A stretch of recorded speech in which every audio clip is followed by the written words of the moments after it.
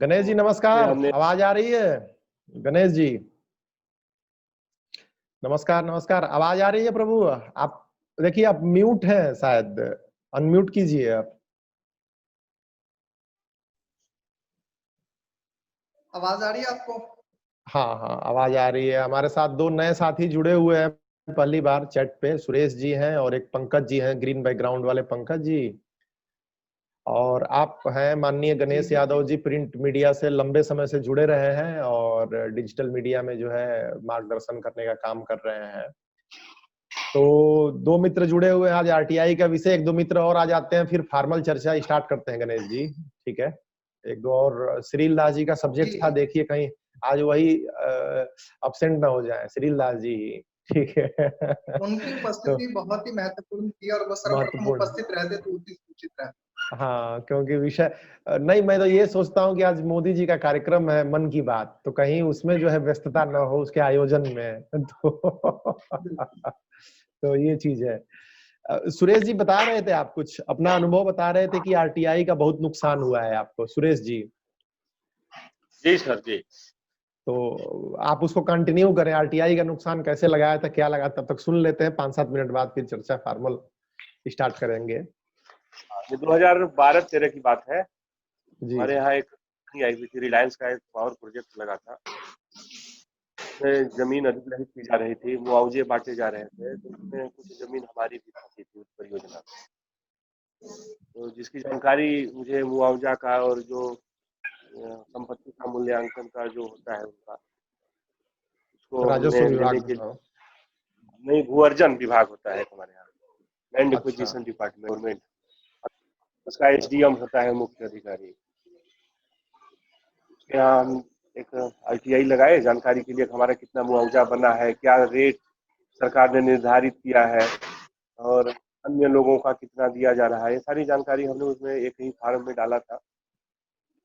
उन्होंने आवेदन ले लिया, लेकिन देने में काफी समय लगाए, आनाकानी किए, और जो जानकारी देते समय हमें पेश किया गया एसडीएम के पास, वो जो बाबू था वो बोला कि चलिए साहब बुला रहे हैं। साहब ने नाम गाम पूछा और बोले कि ठीक है, आप ये जानकारी मत लीजिए, मैं आपको देख लूंगा, अगर आप जानकारी लोगे तो जो भी सरकारी लाभ आपके परिवार में किसी को मिलता होगा वो सब बंद कर दी जाएगी और आपको परेशानी आगे हो चल के होगी। फिर हमने बोला कि नहीं, हमको जानकारी चाहिए, आपको जो करना हो कर लीजिए। फिर उन्होंने पता लगवाया तो एक दो हमारे परिवार में कुछ बीपीएल लोग थे, बीपीएल का राशन कार्ड उनका बंद कर दिया गया, और एक प्राइवेट जॉब में हम उस समय कंपनी के अटैच में, और उस जॉब से भी हमको निकाल दिया।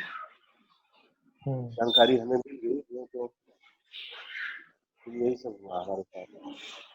2-3 लोगों का उसमें बीपीएल किया गया, उनको जो भी सरकारी व्यवस्थाएं मिल रही थी, खाद्य सुरक्षा की, वो सब बंद हो गई थी। ठीक ठीक, तो ये कब की बात है करीब सुरेश जी, किस सन की? जी आवाज नहीं आ रही है। 2012 की सर। 2012 की, उस समय तो यूपीए गवर्नमेंट थी और उस समय स्ट्रेंथ भी थी इस कानून की। बहरहाल सरकारी अधिकारी तो आनाकानी करते ही है, इसमें कोई दो राय नहीं है, ये तो सर्वविदित तथ्य है। चलिए उम्मीद करते हैं कि जो है इसको नए सिरे से जो है एक लेके नए, खासकर जो पत्रकार लोग शुरू किया है उन्होंने अपना वेंचर, कोई चैनल चला रहा है, कोई ऐप चला रहा है, छत्तीसगढ़ लायन से लगता है श्रील दास जी आ गए हैं, आरटीआई एक्टिविस्ट के तौर पे आप जाने जाते हैं और इनका मार्गदर्शन प्राप्त होगा। गणेश जी, लगता है कि निराला जी पैसे छापने में बहुत ज्यादा व्यस्त हैं, इसीलिए अपनी उपस्थिति जो है लेकिन संशय यहाँ उत्पन्न होता है, पैसा छापना कोई बुरी बात नहीं, लेकिन किसी एक दल का समर्थन न करके बिल्कुल न्यूट्रल होकर के काम करेंगे तो ज्यादा बेहतर रहेगा। कहीं ऐसा न हो इनकी वजह से सरकारें बन जाए और बिगड़ जाए। क्या बात है। हाँ, बिहार में चुनाव हो रहे हैं तो इस समय जो है निराला जी हमारे वरिष्ठ सदस्य और काफी जो है व्यस्त चल रहे हैं। कैसे हो प्रिंस, क्या हाल चाल है? ठीक है बढ़िया भाई, देखो एकदम ठीक है। इधर भी कहाँ है आपके श्रील दास जी, कहाँ है? है आ रहे हैं। देख गणेश जी, जरा इनको सामना कीजिए आप ही। अब मैं क्या कहूँ, 10 मिनट इन्होंने क्या जुर्माना लगाया जाए श्रील दास जी पे। 10 मिनट देरी से, मेरा 10 मिनट। सबसे पहले तो स्वागत है श्रील दास जी का कि आप देर से ही सही लेकिन उपस्थित हुए। लेकिन थोड़ा सा मैं मेरे शब्दों में कहना चाहूंगा कि आप वरिष्ठ हैं और आज का जो महत्वपूर्ण विषय है वो आपके अनुभव से संबंधित है और आपके अनुभव को साझा करने के लिए हम सभी दोस्तों का बेसब्री से इंतजार है ताकि आपके अनुभव का लाभ सभी को मिल सके, क्योंकि जो विषय आज का है उस विषय पे आपकी भूमिका और आपकी जो कार्यशैली है वो बहुत ही पुरानी रही है। तो मैं चाहता हूँ कि देर से ही सही, बाकी आपके ऊपर जो जुर्माना लगाना है वो हम लोग अकेले में लगा लेंगे और एक दिन आपके यहाँ हम लोग चंदन का व्यवस्था करेंगे। तो कृपया आज जो विषय है उस विषय पे अपना जो अनुभव है वो शेयर करेंगे। तो श्रीला जी कार्य करते रहे। इससे पहले नए मित्र जो जुड़े हुए हैं, एक दूसरे का परिचय हो जाए, बाकी लोग परिचित हैं। तो सुरेश जी, मुझे लगता है कि वीडियो ऑडियो कहीं उनकी डिस्टर्ब हुई है। ये नए लड़के जो दिख रहे हैं, आप पंकज हैं और न्यूज पोर्टल चलाते हैं। तो इन बच्चों के लिए आरटीआई की महत्ता बहुत ज्यादा है, क्योंकि कई बार जानकारी होती नहीं है, कई बार आधी अधूरी जानकारी होती है। तो किसी भी डिपार्टमेंट से जानकारी चेक करना बहुत जरूरी है। कोई जरूरी नहीं है कि बहुत मतलब इन डेप्थ ही चीजें मांगी जाए, बहुत कोई कड़ाई वाली चीजें मांगी जाए। कई बार कंफ्यूजिंग चीजें होती हैं और उसके लिए आरटीआई आवश्यक होता है। तो इस चर्चा को श्रील दास जी पे आने से पहले मैं गणेश जी के पास ही चलूंगा। गणेश जी, इसकी महत्ता क्या है, थोड़ा इसकी आप एक भूमिका बांधे और इसमें क्या क्या प्रश्न आते हैं, ताकि वो श्रील दास जी के सामने स्पष्टता से प्रश्न आए। श्रील दास जी ध्यान से सुनिएगा, अपने अनुभव तो आप बोलेंगे लेकिन प्रश्नों का उत्तर मिले और नए लोगों को इसका लाभ मिले, ये ज्यादा आवश्यक है। तो बीच बीच में जो प्रश्न उठेंगे आप उन प्रश्नों का जवाब देते जाइएगा। तो श्रील दास जी के पास सबसे आखिर में आएंगे हम, ताकि सारे प्रश्नों का एक समावेश हो जाए। श्रील दास जी कहीं नोट करते जाइएगा, जो आपको लगे कि जवाब देना है, किसी का प्रश्न आ रहा है। तो नए बच्चों को गणेश जी जरा एक भूमिका इसकी आप निर्धारित करें, तो उसके आधार पर ये चर्चा आगे बढ़ेगी। गणेश जी। जी धन्यवाद। देखिए, जहां तक मेरा मानना है, सुरेश जी की बातें मैं सुन रहा था, उनकी कुछ बातें जान करके मुझे बड़ा खेद हुआ कि अधिकारियों ने आरटीआई का जवाब देने के बजाय उनके साथ जो व्यवहार किया वो अनुचित है। लेकिन कभी कभी ऐसे व्यवहार का सामना करना पड़ता है, उसके बहुत सारे पहलू हैं। पहलू क्या है कि हम सबसे पहले आरटीआई लगाने के जो तौर तरीके हैं उसको बारीकी से समझे कि आरटीआई लगाना और आरटीआई में मुख्य बिंदुओं को केंद्रित करके आरटीआई लगाना, इन दोनों में विभिन्नता है। उदाहरण स्वरूप मैं अगर पीडब्ल्यूडी के किसी इंजीनियर के पास आरटीआई लगा रहा हूँ तो मेरा प्रश्न बिल्कुल सटीक होना चाहिए कि मुख्य मार्ग संख्या ये यहाँ से यहाँ तक का जो बना है इसकी अनुमानित लागत क्या थी और जब कंप्लीट हुआ है तो इसकी लागत कितनी बढ़ गई। टेक्निकल पॉइंट है ये। उसके अलावा संबंधित विभाग ने किस कंपनी को टेंडर दिया है, किन किन कंपनियों ने इस टेंडर प्रक्रिया में हिस्सा लिया था। जब कुछ डीपली चीजें जब उनसे क्वेश्चन में हम पूछेंगे तो सामने वाला ये समझेगा, विभाग समझेगा कि आरटीआई एक्सपर्ट बहुत ही बारीकी से अपनी बातों को जानना चाहते हैं और हमें उनका जवाब देना पड़ेगा। दूसरी बात, जब भी हम आरटीआई लगाते हैं, जैसा कि श्रील दास जी कई बार बता भी चुके हैं कि 21 दिन या 28 दिन में आरटीआई का जवाब हमें आ जाना चाहिए, नहीं तो 1 महीने में आ जाना चाहिए। अगर नहीं आता है तो उस आरटीआई के एवज में हम पुनः एक एप्लीकेशन दे सकते हैं संबंधित विभाग को। फिर भी अगर जवाब नहीं आता है, किंतु परंतु का प्रश्न आता है, तो आपके पास बहुत सारे माध्यम है उनकी शिकायत करने के। इन सभी पहलू को हमें देखना चाहिए ध्यान से। हम करते क्या है, एक आरटीआई लगाते हैं और आरटीआई सूचना का अधिकार एक ऐसा माध्यम है कि बहुत सारे विभागों की पोल खोलने के लिए बहुत ही मजबूत साधन है। लेकिन हम डर जाते हैं कई बार। हम कहते हैं कि जब आरटीआई लगा दिए, सामने से हमें ट्रेड कॉल्स आने शुरू हो जाते हैं, कॉम्प्रोमाइज के लिए दबाव आना शुरू हो जाते हैं, वहीं हम टूट जाते हैं। या तो हम आरटीआई लगाए ही ना, अगर लगा दिए तो हमें टूटने की आवश्यकता नहीं है। संबंधित विभाग जो कार्रवाई हमारे ऊपर करना होगा वो करे, क्योंकि अगर हम ठीक है, हमारी आरटीआई के शब्दों में कहीं से कोई त्रुटियां नहीं है, तो हमें किसी भी प्रकार की कोई असुविधा नहीं होगी। हमें इन सारे पहलुओं को ध्यान में रख करके आरटीआई लगाना चाहिए और question wise number 1, number 2, number 3 करके जो जो मुख्य मुख्य बिंदु है उन सभी बिंदु को जरूर इसमें शामिल करना चाहिए, ताकि जो भी आरटीआई के अधिकारी जब जवाब दे तो उनके जवाब, हमारे सवाल में उनके बहुत सारे जवाब दफन हो जाएंगे। इन सभी पहलू को ध्यान में रखते हुए आरटीआई लगाना चाहिए, और कभी आरटीआई लगाने वाला कॉम्प्रोमाइज की दृष्टि से ना देखें कि हमें समझौता करना या हमें कॉम्प्रोमाइज करना पड़ेगा या हमें जो सरकारी सुविधाएं मिल रही है उससे वंचित होना पड़ेगा। अगर ऐसा कोई कहता है इसका मतलब आपको ब्लैकमेल कर रहा है। इन चीजों से बिल्कुल न कतराएं। हिंदुस्तान में भारतीय जो संविधान है उसमें बहुत सारे प्रावधान है। कानूनी रूप से आप कमजोर नहीं हैं। अगर एक विभाग आपको किसी चीज से वंचित करता है तो उसके माध्यम दूसरे विभाग से खुल सकते हैं। तो ये सारी जानकारी रखना बहुत ही जरूरी है जी। बहुत एक अच्छा आपने प्रावधान, एक भूमिका आपने निर्धारित की गणेश भाई, कि किस प्रकार से आरटीआई का प्रयोग बाकी लोगों द्वारा किया जाना चाहिए, बाकी लोगों द्वारा इसको किस तरीके से सजगता से लिया जाना चाहिए। देखिए, नए लोगों का जहां तक आप देखेंगे तो नए लोगों के लिए इसकी इम्पोर्टेंस बहुत ज्यादा है। 2005 में सूचना का अधिकार कानून लाया गया। इसके पहले अगर किसी डिपार्टमेंट की कोई जानकारी लेनी होती थी तो समझिए कि कोई भी गवर्नमेंट अधिकारी किसी भी जानकारी को देने के लिए न तो इच्छुक था और न ही उस जानकारी को देने के प्रति वो कोई संजीदगी बरतता था। लेकिन उसके बाद बहुत सारी चीजें आई, बहुत सारे घोटालों का पर्दाफाश हुआ इसी के कारण। और दिल्ली के मुख्यमंत्री जो अरविंद केजरीवाल हैं वो इसी कानून की एक तरह से उपज है और इसी के आधार पर उन्होंने कार्य किया, बहुत सारे लोगों ने कार्य किया। डिपार्टमेंट भी, हर डिपार्टमेंट सूचना का अधिकारी होता है।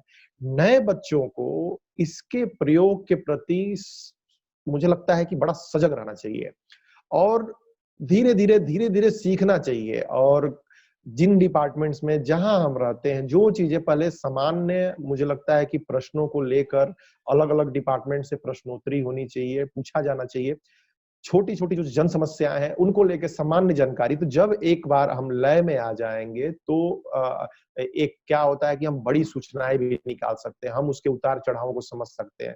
तो खासकर डिजिटल पत्रकारों को, जो न्यूज पोर्टल चलाते हैं, जो नए अपने यूट्यूब चैनल चलाते हैं, जो इस तरह की पत्रकारिता में नए हैं, जो अभी 2 साल, 3 साल, 4 साल पहले जिन्होंने पत्रकारिता शुरू की है, उनको इस कानून के बारे में मुझे लगता है कि बहुत ज्यादा जानने की जरूरत है, समझने की जरूरत है।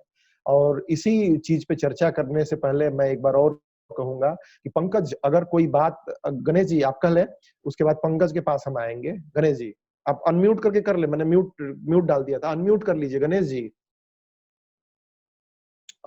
अनम्यूट कर लीजिए, अनम्यूट। बहुत ही सार्थक सवाल था आपका कि जो आज के डिजिटल मीडिया के पत्रकार, युवा पत्रकार हैं, उनको किस प्रकार से इन चीजों का सदुपयोग करना चाहिए। यहाँ मेरी राय बिल्कुल भिन्न है। मेरी राय है उन साथियों, नवोदित साथियों के लिए, सबसे पहले अपने आप को मजबूत कीजिए। जिस कार्य के लिए आए हैं उस कार्य से संबंधित जो भी काम है उसमें अपने आप को सजगता के साथ लाइए। रह गई आरटीआई की बात, जहां आपको लगता है कि मुझे आरटीआई लगानी है और आपको वहां पे अनुभव की कहीं ना कहीं कमी है, ऐसे में जो भी आरटीआई एक्सपर्ट है आप उनसे राय मशवरा लेकर के आरटीआई लगाएं तो ज्यादा बेहतर रहेगा, बनिस्पत कि आप आरटीआई में कुछ जो चूक है वो न कर दे। क्योंकि आपका शुरुआती चूक जब हो जाएगा तो उसका इंप्रेशन बहुत ही खराब जाएगा और फिर जब भी आपके नाम से आरटीआई जाएगा कहीं भी तो सामने वाले अधिकारी सोच लेंगे कि ब्लैकमेलिंग के लिए आरटीआई आ रहा है, फिर उनका जवाब उसी प्रकार होगा। हम या तो आरटीआई लगाएं तो बिल्कुल आखिरी मुकाम तक जाएं या फिर आरटीआई लगाएं ही ना, ताकि संबंधित विभाग को हमारे बारे में एक चीज का भली भांति नॉलेज हो जाए कि इनका आरटीआई आया है, हमें इनको जवाब देना पड़ेगा। अगर मैं जवाब नहीं देता हूं तो कहीं ना कहीं किसी न किसी और माध्यम से हमें जो है ना ये लपेटे में ले सकते हैं। उसके लिए आपको सजग रहना बहुत जरूरी है। सजग जब तक नहीं रहेंगे, सारे तकनीकी पहलू को नहीं रखेंगे, तब तक कठिनाइयों का सामना करना पड़ सकता है। तो फिलहाल मेरा यही कहना है कि सजगता ही सबसे बड़ी सावधानी है। किसी भी कार्य को करने में जितनी सजगता लाएंगे उतना लाभ आपको मिलेगा। कोई काम करने से पहले अनुभवी की सलाह जरूर लें। जी बहुत बहुत धन्यवाद गणेश जी, और बड़ा विस्तार पूर्वक आपने यह बात रखी आरटीआई के ऊपर। पवन शुक्ला जी जुड़े हुए हैं, सिलीगुड़ी से हैं। पवन शुक्ला जी, बहुत बहुत स्वागत है पवन जी आपका। और आवाज जा रही है आप तक? अनम्यूट कीजिए, एक बार अपना अनम्यूट कीजिए, अपना जूम अनम्यूट कीजिए, तब आपकी आवाज सुन पाएंगे। नए साथी आज जुड़े हुए हैं तो हाँ, आवाज आई आपको? हाँ, आ रही है। बहुत बहुत स्वागत है आपका पवन जी इस एसोसिएशन में और इस चर्चा में। जैसा कि बोलिए। हाँ, आ रही है, आवाज आ रही है आपकी? तो हाँ, जैसा आवाज आ रही कि है। चर्चा हो रही है आरटीआई के ऊपर, तो आरटीआई के ऊपर हम चर्चा आगे बढ़ा रहे हैं। आपका भी अनुभव लेंगे, एक दो लोगों को आप सुन लें, उसके बाद आरटीआई के ऊपर आपका क्या विस्तृत अनुभव है वो जानकारी लेंगे। पंकज, नए जमाने के पत्रकार हैं आप, कृपया जो लोग बोल नहीं रहे हैं अपना माइक म्यूट भी कर दें, तो क्या होगा, उससे आसानी होगी कि जो है आवाज इको नहीं होगी। तो पंकज, आपको क्या लगता है आरटीआई के बारे में कितना जानते हैं? आपके मन में क्या भ्रांतियां हैं? पंकज, आप अपने अनुभव को बताएं, आरटीआई को लेके क्या सोचते हैं? सर, मुझे जानकारी तो कोई खास नहीं, मगर मैंने एक बार आरटीआई डाली थी ग्राम पंचायत में किए गए कार्यों के ऊपर जी। तो लेकिन उसको लेके मुझे जवाब साफ सुथरा जवाब न मिला। अच्छा, तो फिर आपने प्रयत्न नहीं किया आगे? जी, एक बार में जवाब नहीं मुझे मिलता जानकारी है। नहीं थी, तो जी बोलिए बोलिए। जी मुझे आगे जानकारी नहीं थी और ना कोई दिशा निर्देश देने वाला था, तो मैं आगे जा नहीं पाया। ठीक बात, ठीक बात।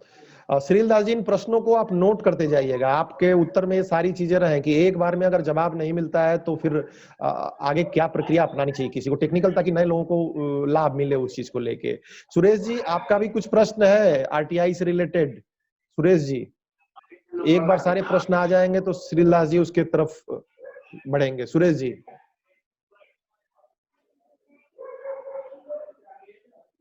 अनम्यूट एक बार कर लीजिए भाई साहब, एक बार अनम्यूट कर लीजिए, आवाज आपकी जो है ना। हाँ, जा रही है सर? हेलो। हाँ, अब बोलिए बोलिए सुरेश जी। आवेदन जब लेते हैं आरटीआई का, तो संबंधित कार्यालय में पहले तो लेने से ही आनाकानी कर देते हैं कि ये हमारी ड्यूटी नहीं है, आप उस ऑफिस में जाइए, तो उसके पास जाइए। फिर वहां जाते हैं तो फिर वो बोलता है कि वहां जाइए। इस तरह से पहले घुमाया जाता है। तो संबंधित अधिकारी कौन है, उसको लेने वाला, ये क्लियर होना चाहिए पहले कि किसको दें आवेदन, उससे उसको बता सके कि नहीं आप ही हैं। जी जी, ठीक है ठीक है। कोई और प्रश्न होगा आवेदन तो बीच में किसको देना है, कहिएगा। ये क्लियर होना चाहिए। ठीक है ठीक है। पवन जी से भी बात कर लेते हैं। पवन जी, क्या लगता है, एक लंबा अनुभव आपका रहा है आरटीआई को लेके, क्या आपका नजरिया है? और नए जमाने के जो बच्चे हैं, इसका लाभ पत्रकारिता में किस प्रकार उठा सकते हैं? पवन जी, कृपया अपने विचार इस पे रखें। पवन शुक्ला जी। हेलो जी, आ रही है आवाज आपकी? आवाज पहुंच रही है आपको मेरी? जी जी, आ रही है आवाज।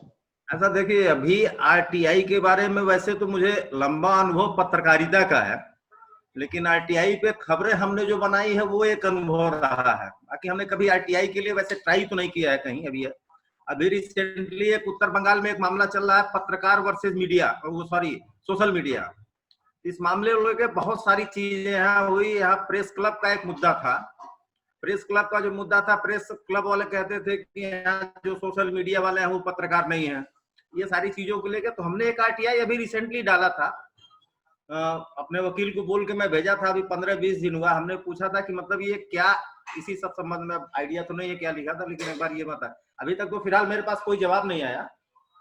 लेकिन वही है कि आरटीआई में अगर जो कोई भी आदमी कोशिश करता है, उसके लिए जैसे आप न्यूज कवर के लिए कहीं किसी अच्छी स्टोरी के लिए लगे रहते हैं, दिन भर सुबह से लेकर शाम तक आप काम करते हैं, तो एक बेस्ट स्टोरी आती है। ठीक उसी तरह से अगर जो आरटीआई के लिए आप जाएंगे तो आपको लगना पड़ेगा, चाहे वो संबंधित अधिकारी हो, डीएम हो, एसडीएम हो, जिलाधिकारी हो, पुलिस कमिश्नर हो, चाहे जो भी हो, आपको एक बार लगना पड़ेगा कि हम आरटीआई कैसे हासिल करें, अगर जो आपके मन में इच्छा है तो। अभी जैसे एक उदाहरण मैं आपको दे दूं, सिलीगुड़ी का ही एक पूर्व सैनिक है जिसने अभी नौकरी, मतलब वो 20 साल रिटायरमेंट करके बाद आज वो लगा हुआ है यहाँ, दार्जिलिंग का है रहने वाला। उसने रिटायरमेंट के बाद इतने आरटीआई डाले हैं, मतलब जिसकी कोई गिनती नहीं है। एक बार मेरे पास लेकर आया था, बहुत पहले आया था, करीब करीब 3-4 साल पहले। उस समय मैं जागरण से रिजाइन कर चुका था। हमने कहा भाई अभी मैं मीडिया में हूँ, इसलिए मैं तुम्हारी कोई हेल्प नहीं कर सकता। लेकिन अभी उससे बात करने पता चलता है कि बहुत सारी चीजें उसको आरटीआई का कोई रिप्लाई नहीं मिल रहा है। भ्रष्टाचार तो है, इसमें कहीं कोई शक नहीं है, भ्रष्टाचार की पराकाष्ठा पूरी है। तो अब यह है कि आरटीआई, जो लोग भी आरटीआई दाखिल करना चाहते हैं, आरटीआई से अपनी जानकारी लेना चाहते हैं, उनको उसमें लगना होगा। और जब तक आप लगेंगे नहीं, तब तक कोई भी अधिकारी आपको कोई जानकारी नहीं देगा। अभी जैसे कल एक खबर आई थी, राजू विस्टा जो यहाँ के सांसद हैं दार्जिलिंग के, वो इस्तीफाक से प्रदेश के वो नेशनल स्पोक भी हो गए हैं। अच्छा बंदा है। और कल उसने एक हमको खबर भेजा कि वो यहाँ सैनिक स्कूल का एक मामला है, तो उस पे भी कई आरटीआई यहाँ पड़ चुके हैं। लोकल दार्जिलिंग के लोगों ने डाला है कि मतलब इसकी प्रगति कहाँ तक है। सैनिक स्कूल जो खुलने वाला था दार्जिलिंग में, उसके लिए बीजेपी गवर्नमेंट ने थोड़ी कोशिश भी की थी, लेकिन कहाँ तक है किसी को कोई जानकारी नहीं। लेकिन कल वही चीज राजू विस्टा ने अपने रक्षा मंत्री राजनाथ सिंह से पूछा, राजनाथ सिंह ने उनको जवाब दे दिया, वो दिया कि लेकिन अभी तक उनका कोई प्रतिक्रिया नहीं आया। तो हमने भी देखिए, खबर तो वो सारे लोग करेंगे, मैं भी ऐसा नहीं कि बड़े घराने के जागरण जो भी है सब करेगा, लेकिन हमने उस खबर को थोड़ा सा ट्विस्ट कर दिया। हम उसमें बहुत सारी जानकारियां लें, देश में जितने जैसे जो होते हैं, कितने मतलब ये नए सैनिक स्कूल बनने वाले हैं, कितने बन रहे हैं, उसका सारा डाटा लेके खबर बना के मैंने बना दिया।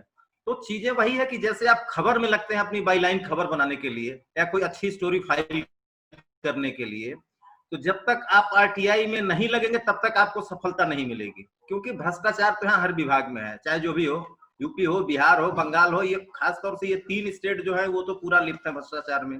और मेरे ख्याल से जितने सहयोगी मेरे जुड़े हुए हैं सारे यूपी से ही हैं लगभग। नहीं, बहुत अलग अलग जगहों से भी लोग आते रहे हैं। अभी आज मेरे ख्याल से बहुत लोग नहीं आए हैं, दिल्ली से भी कई लोग हैं, बिहार से भी कई लोग हैं। बट एनीवे, आपने अपना अनुभव अच्छा किया। श्रील दास जी, इन प्रश्नों पे भी गौर कीजिएगा कि बहुत ज्यादा मेहनत करनी पड़ेगी क्या किसी को आरटीआई डालने के लिए, आसानी से किस प्रकार जानकारी ली जाए ताकि कम उसमें मुसीबत हो, बहुत ज्यादा परेशानी ना हो। कृपाशंकर जी भी हमारे वरिष्ठ पत्रकार हैं और मैं उनको आमंत्रित करता हूं कि आरटीआई को लेके आपका क्या सोचना है कृपाशंकर जी, और नए लड़के किस प्रकार से फायदा उठा सकते हैं, इस पे ज्यादा फोकस कीजिएगा। पुराने जो लोग हैं उनको पता भी है, लेकिन नए लोग किस प्रकार इससे फायदा उठाएं, जो खासकर डिजिटल मीडिया में पत्रकारिता करते हैं, न्यूज पोर्टल चलाते हैं। कृपाशंकर जी अपना अनुभव शेयर करें, फिर हम चलते हैं श्रील दास जी के पास। आवाज आ रही है सर? जी जी, आप बोले, आवाज आ रही है। जहां तक आरटीआई का बात है सर, कि एक हिसाब से मैं मानता हूँ कि पत्रकारिता क्षेत्र में जो भी हमारे पत्रकार बन यहाँ आरटीआई का एक जो पावर दिया गया वो बहुत बड़ा पावर है। खास करके अगर पत्रकारों की बात की जाए तो पत्रकारिता में आजकल हो क्या रहा है कि जैसे खबरें सारी आम खबरें हो जाती है। हर एक आदमी जो भी रिपोर्टर हमारे जुड़ रहे हैं, जो भी रिपोर्टर जुड़ रहा है, तो क्या होता है कि कॉपी पेस्ट वाली प्रचलन बहुत ज्यादा है। कोई खबर कहीं से वायरल हो रही है, खबर को बना करके अपने हिसाब से बना कर खबर बन जा रही है। लेकिन जहां आरटीआई की बात करें तो अगर नई खोजी पत्रकारिता करनी है और अलग पहचान करनी है, वो आरटीआई के माध्यम से आप आरटीआई दायर करके एक अलग अंदर की खबर आप चाहे तो निकाल सकते हैं। खबरें निकाल करके एक अपने तरह से पेश करके आप अपने जिससे जुड़े हुए आधार को भी और अपनी पहचान बना। दूसरी बात, और भी खबरें जो हम इधर उधर इकट्ठा करते हैं तो कभी कभी ऐसा होता है कि स्रोत नहीं पता है, मतलब कि उसको प्रूफ करने के लिए कुछ वैसे नहीं मिलते हैं। लेकिन आरटीआई के द्वारा आपको खबर आ रही है तो उसका कोई प्रश्न चिन्ह भी नहीं लगता, मतलब कि हमें पुख्ता हो जाता है कि हाँ ये जानकारी विभाग के द्वारा, फला विभाग के द्वारा, फला विभाग के द्वारा वो जानकारियां दी गई हैं और एक पुख्ता सबूत हो गया। तो इस तरीके की खबरों को अगर आरटीआई का उपयोग करते हुए अगर लोगों के बीच में भरोसा रहता है और अपने जो भी हमारे व्यूअर्स हैं और सिर्फ जो हमें पाठक जो हमारे हैं उन तक अगर पहुंचाते हैं तो अपनी एक अलग पहचान बन सकती है। क्यों मित्र सर? ठीक बात, बढ़िया आपने कहा और एक अनुभव दिया। अब चलेंगे हम श्रील दास जी के पास, जो आरटीआई के क्षेत्र में बहुत अच्छा वो कार्य करते रहे हैं और कई सारी डिपार्टमेंट्स में उन्होंने अपना लोहा मनवाया है। अब ये बता दूं कि 10 मिनट इस जूम मीटिंग में बची हुई है टाइम, और जैसे ये मीटिंग का टाइम एंड होगा दूसरी एक मीटिंग सेशन स्टार्ट हो जाएगी। तो कृपया आप लोग बने रहिएगा, ग्रुप में उसका लिंक शेयर कर दिया जाएगा। ये चर्चा इस सेशन के बाद भी चलेगी, क्योंकि श्रील दास जी से एक दिन और चर्चा हो रही थी, तो उनको उस दिन भी टाइम नहीं मिला था आरटीआई के ऊपर बोलने का। तो आज उनको भरपूर टाइम दिया जाएगा, सारे प्रश्नों का उत्तर और किस प्रकार से डालें आरटीआई, ये तो एक भूमिका हो गई, सबका परिचय हो गया, और क्या उपयोगिता है वर्तमान में, क्या कमजोरियां हैं इसकी, सारे प्रश्नों को आप लोग ढूंढ लीजिए। और श्रील दास जी से लेते हैं आज उनकी पूरी, जितना लेट आए हैं यही जुर्माना होगा गणेश जी उनका, ठीक है, कि 1 घंटा अतिरिक्त बैठा के रखा जाए उनको। श्रील दास जी अपना परिचय दें ताकि सब लोग जान भी जाएं, और सारे प्रश्नों को समाहित करके नए बच्चों को फायदा कैसे हो इस पे थोड़ा फोकस रखें। श्रील दास जी। सबसे पहले मैं आप सभी का धन्यवाद करता हूँ कि आप लोगों ने कीमती समय आज निकाल करके आरटीआई का ये महत्वपूर्ण विषय है। आवाज बहुत ज्यादा डिस्टर्ब हो रही है, आवाज डिस्टर्ब हो रही है, आवाज में समस्या है, आवाज में समस्या आपकी आ रही है बहुत ज्यादा। थोड़ा एक बार देखें तो क्या दिक्कत है। प्रिंस सही तो कृपया ईयरफोन लगा लीजिए तो ज्यादा बेहतर होगा। प्रिंस ईयरफोन लगा दो आप, करता हूं। ईयरफोन लगा के फिर उसके बाद आप दो इनको। देखिए क्या है कि प्रावधान बहुत ज्यादा, अभी श्रील दास जी जुड़ रहे हैं तो उस पर रखेंगे, लेकिन आरटीआई ने भारतीय जो एक शैक्षणिक तंत्र उसको जवाबदेह बनाने में बड़ी भूमिका निभाई है। इस बात से किसी को मुझे लगता है कि शंका नहीं होनी चाहिए, और नए लोगों को इसके बारे में जानकारी उतनी ही कम है। मैं भी आगे अपनी बात रखूंगा। ऑनलाइन इसको डालना बहुत सरल है, और जब एक बार डाल देते हैं ऑनलाइन तो कोई भी विभाग इससे बिल्कुल इनकार नहीं कर पाएगा और निश्चित समय में जवाब देगा। तो रखेंगे, श्रील दास जी से एक बार अभी जुड़ जाते हैं और तो उनका नजरिया रख के और फिर इस पे जाएंगे। हाँ गणेश जी कुछ कर रहे हैं आप? मेरा मानना है सुरेश जी की जो अभी बातें चल रही थी उसमें उन्होंने बताया कि जब भी आरटीआई लगाते हैं तो संबंधित विभाग एक दूसरे पे थूकता रहता है। जहां तक मेरा अपना अनुभव है, आप किसी भी विभाग में जब आरटीआई लगाते हैं तो उस विभाग में एक आरटीआई सेक्शन बकायदा होता है, आरटीआई विभाग होता है। ऐसा शायद ही कहीं होगा जहाँ पे आरटीआई विभाग नहीं होगा, अन्यथा सरकारी विभागों में सभी जगह अलग से आरटीआई विभाग। अगर वो आपकी बातों को आनाकानी करते हैं, अगर आपको आरटीआई लगाने में किसी प्रकार से व्यवधान उत्पन्न करते हैं, तो आप उनकी लिखित शिकायत उच्च अधिकारी से कर सकते हैं। जो भी आरटीआई सेक्शन के अधिकारी हैं वो आपकी आरटीआई लेने से मना नहीं कर सकते। ये आरटीआई अधिनियम के तहत जो भी नागरिक है, आम भारतीय नागरिक है, उनको अधिकार है उस सेक्शन में आरटीआई कोई भी लगा सकते हैं। जी ठीक बात नहीं, सही है बिल्कुल। तो इसको यही सजगता हमें रखनी होगी। संजय शर्मा मित्र जुड़े हुए हैं, अगर वीडियो ऑन कर सकते हैं तो ऑन कीजिए सर, एक बार जरा शक्ल देखें हम लोग, तो एक इंटरेक्शन बनता है। संजय जी अगर संभव हो वीडियो ऑन करना है तो। देखिए इतनी प्यारी शक्ल है, बहुत बहुत स्वागत है आपका संजय जी, कैसे हैं? बढ़िया। आज कई नए मित्र जुड़े हुए हैं, लेकिन मैं आप लोगों से गुजारिश करूंगा कि हर सप्ताह कम से कम आधे घंटे इसके लिए समय निकाले। 40 मिनट का सेशन होता है और नियत समय पे आ जाए। आज इस चर्चा को थोड़ा सा ये है कि नए लोग भी जुड़े हुए हैं, थोड़ा लेट हो गया है तो एक सेशन और बढ़ाएंगे।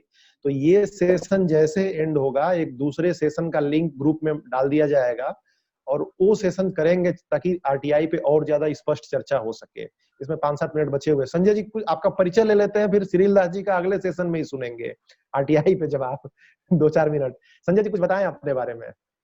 और मित्र मैं एक्चुअली सिलीगुड़ी से बिलोंग करता हूँ, पश्चिम बंगाल जी, जो डिस्ट्रिक्ट में स्थित है। और मैं पत्रकारिता जगत से तो काफी पुराना मेरा रिश्ता है।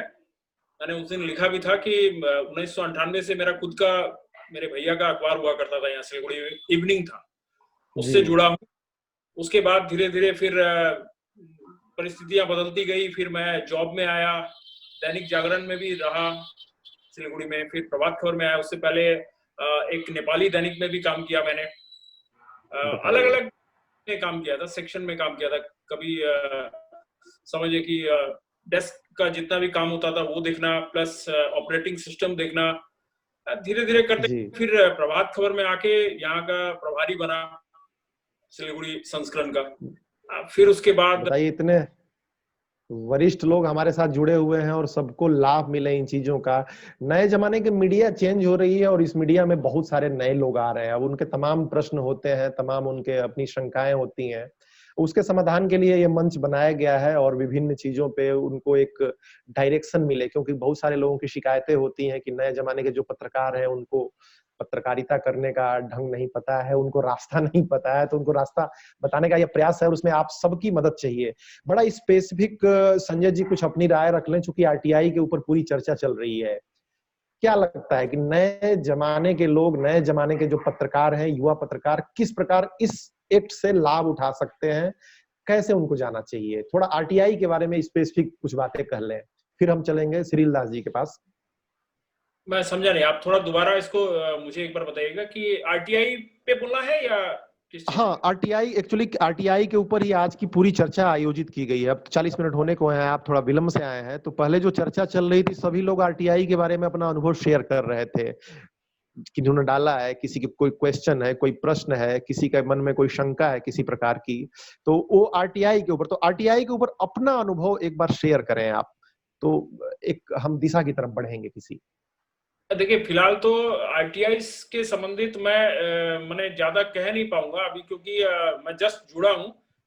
क्या क्या प्रश्न थे, किस तरह के लोग कर रहे थे, वो मुझे आइडिया नहीं है। लेकिन इतना जरूर है कि अभी जो डिजिटल के बारे में अगर बात करूं तो उसमें मेरा थोड़ा सा अनुभव है कि डिजिटल का जो अभी टाइम जो चल रहा है, जो एरा चल रहा है, उसके दौरान फिलहाल माने इस मंच को लेकर आगे बढ़ के अगर हम लोग संयुक्त रूप से कुछ करते हैं, सिंगल विंडोज बनाते हैं, एक ऐसा विंडो बनाते हैं जिसमें सारे लोग आकर अगर इसके लिए पहल करें, डिजिटल मीडिया के लिए कुछ पहल करें एकत्रित होकर, क्योंकि सिंगल रूप से अगर कोई काम करेंगे शायद माने व्यक्तिगत तौर पे अगर कुछ करेंगे तो नहीं होगा, और सम्मिलित होकर कुछ करेंगे तो होगा।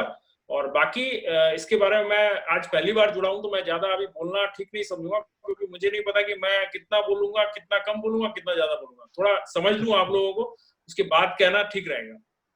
देखिए, तो बिल्कुल ये ऑर्गेनाइजेशन जो है इसी डिजिटल प्लेटफॉर्म पे जो आपकी राय है उसी पे एक चलने की कोशिश है, लेकिन हमारी कोशिश एजुकेट करने की ज्यादा है नए लोगों को। हमारी कोशिश वैसे कोई मतलब बहुत ज्यादा पॉलिटिकल ब्रांड बनाने की नहीं है, और क्योंकि तमाम एसोसिएशंस में आपको पता है कि किस प्रकार से होता है। हमारा है कि भाई जो नए लोग पत्रकारिता कर रहे हैं, नए लोग सीख रहे हैं, उनको दो बातें अनुभव की मिल जाए, कुछ रास्ता मिल जाए तो थोड़ी बेटर पत्रकारिता हो, क्योंकि भविष्य यही है। बहरहाल आरटीआई के ऊपर चर्चा अगले सेशन में करते हैं। इसमें मैं एंड करता हूं। अगले सेशन में मुझे लगता है कि सब लोगों को सुनाई दे रहा है, और अगले सेशन में आप सभी लोग ज्वाइन कीजिए। तो उस पे, क्योंकि इसमें 1 मिनट बचा है बस, इसमें मैं एंड करता हूं। अगले सेशन में ज्वाइन करें आप लोग व्हाट्सएप पे। आवाज आ रही है आप लोगों को? गणेश भाई, आवाज आ रही है? सब ठीक है, स्पष्ट है? जी सर, जी सर, जी सर, आवाज आ रही है। चलिए, बहुत अच्छा। एक ले लेते हैं चर्चा का, और बहुत महत्वपूर्ण मुझे लगता है कि सच में बहुत क्रांतिकारी ये कानून रहा है, और खासकर पत्रकारिता की दृष्टि से अगर बात की जाए तो आरटीआई का अपना इम्पोर्टेंस है, अपनी उसकी। आ जाए एक दो और मित्र, आ जाए, फिर उसके बाद। आज तो श्रील दास जी को पक्का जुर्माना लगेगा, और मेरी अपनी व्यक्तिगत राय है कि हम सब मित्र क्यों ना इनके यहाँ चंदन का प्रबंध करें। क्या बात है, क्या बात है। संघ की भाषा में चंदन का अर्थ जानते होंगे आप लोग। बताइए बताइए बताइए। चलिए, और मित्र आ रहे हैं शायद। युवाना वाले बात तो एक आ गया कि हुस्न हाजिर है, मोहब्बत की रजा। अच्छा, तो आपकी आवाज सच में पिछली बार की तरह डिस्टर्ब आ रही है, ऐसे तो सुन ही नहीं पाएंगे हम। श्रील दास जी, आवाज डिस्टर्बेंस आ रही है। अभी आ रही है? हाँ, अभी आ रही। आपने अगर संभव हो तो ईयरफोन लगा लीजिए, ज्यादा बेहतर रहेगा। ईयरफोन अगर लग सकता है तो लगा लीजिए श्रील दास जी, क्योंकि बोलना है आपको, सुनने में तो कोई परेशानी नहीं है।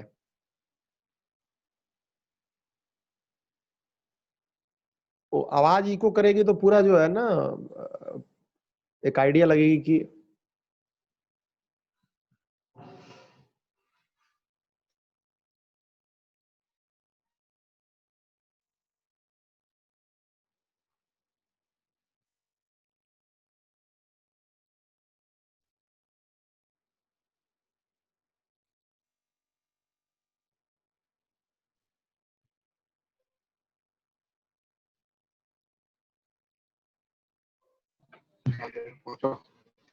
हाँ, अब मेरी आवाज आ रही है? हाँ आ रही है, काफी आवाज आ रही है? आ रही है, लेकिन बीच बीच में डिस्टर्ब होगी तो फिर बोला जाएगा एक बार। अच्छा, ऐसा रखे आप अपनी बात स्टार्ट करें, फिर जैसे जैसे आएगा अब आ जो रही है है सर? वो है। आ रही है लेकिन इको कर रही है अभी भी। साउंड कहीं ऑन रखा है क्या आपने? कंप्यूटर आवाज का जो साउंड बंद। वो क्लियर आ रही है? बोलिए, थोड़ा कंटिन्यू बोलिए आप। क्लियर आ रही बोलिए। है? डिस्टर्ब है अभी भी आवाज डिस्टर्ब। ये कहना चाहूंगा, जी ये अपने भाइयों को, छोटे भाइयों को ये कहना चाहूंगा कि एक्चुअल में आरटीआई है क्या? What is RTI? RTI actual में है क्या, ये जानना जरूरी है। कि आरटीआई कानून क्यों बना, ये जानना जरूरी है। आरटीआई कानून करप्शन अगेंस्ट फाइट, उसका विजन है को हटाना।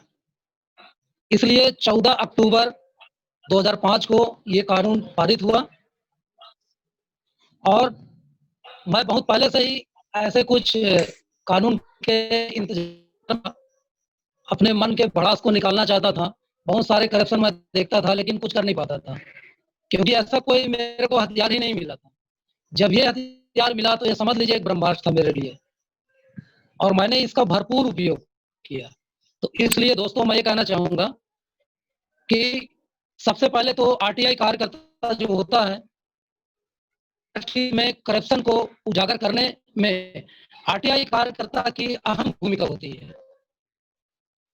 और आरटीआई कार्यकर्ता को किन किन बातों का ध्यान देना चाहिए वो मैं आप लोग, पहली तो सतर्कता बरतनी होगी, सुरक्षा अपनी। दूसरी बात है संयमता रखना होगा, पेशेंस से काम लेना होगा, क्योंकि हमको विवाद किसी अधिकारी से, किसी कर्मचारी से, किसी जनप्रतिनिधि से हमको मुंह जबानी विवाद करना ही नहीं है। हमको अपने कलम से काम करना है। मुंह जबानी आपको कहाँ करनी है? जब वीडियो कॉन्फ्रेंसिंग होता है सेकंड अपील में, तब आपको वहां पर में पूरी छूट मिलती है। आपको जो बोलना है उस सब्जेक्ट के विषय में आप बोलिए, अपना भड़ास पूरा निकालिए वहां पे आप। लेकिन पहले जब हम आवेदन देने जाते हैं तो गणेश जी ने एक बहुत ही अच्छा सवाल किया था कि आनाकानी करते हैं लेने से, किसी ने और भाई ने कहा था। तो उसमें मेरा ये कहना है, जैसे जिस जिले में जो विभाग है जहाँ करप्शन हुआ है, आप उसकी जानकारी हो गई है, तो आप वहां से कुछ निकालना चाहते हैं, तो आप जब आवेदन लगाते हैं तो वास्तव में जब वो देखता है अधिकारी, जो जन सूचना अधिकारी होता है वहां पे नियुक्त, वो देखता है तो उसकी हालत खराब हो जाती है, उसके पसीने छूटने लगते हैं कि यार अब मैं फंसने वाला हूँ। इसलिए वो थोड़ा आनाकानी करता है उसको लेने से, या बेचौला करेगा, अपने किसी पार्टनर को भेजेगा कि यार उसको पटाओ, तो वो आपसे सलाह मशवरा करेंगे कि भैया क्यों लगा रहे हो, काहे लगा रहे हो, इस तरीके की बहुत सारी वो बातें करेंगे, सवाल करेंगे। तो उसमें क्या है, उनकी बातों में आपने को नहीं आना है, क्योंकि हमारा टारगेट है कि इस चीज को निकालना। तो प्यार से हमको ये कहना है कि सर ऐसी कोई बात नहीं है, मैंने जानकारी मांगा है, आप जानकारी दे दीजिए। मैंने कोई आपसे यहाँ पे धन दौलत मांगने की बात नहीं की है, मैंने जानकारी की बात की है। जानकारी मुझे चाहिए कि यहाँ पर में ये काम जो है कितनी लागत राशि से कराया गया है, किस मद से हुआ है, ये पॉइंट टू पॉइंट आपका होना चाहिए आवेदन। अगर वो नहीं देता है, आनाकानी करेगा, बोलेगा नहीं अभी नहीं है, जो डिस्पैच में नहीं है, कोई लेने वाला नहीं है, तो आपको घबराने की कोई जरूरत नहीं है।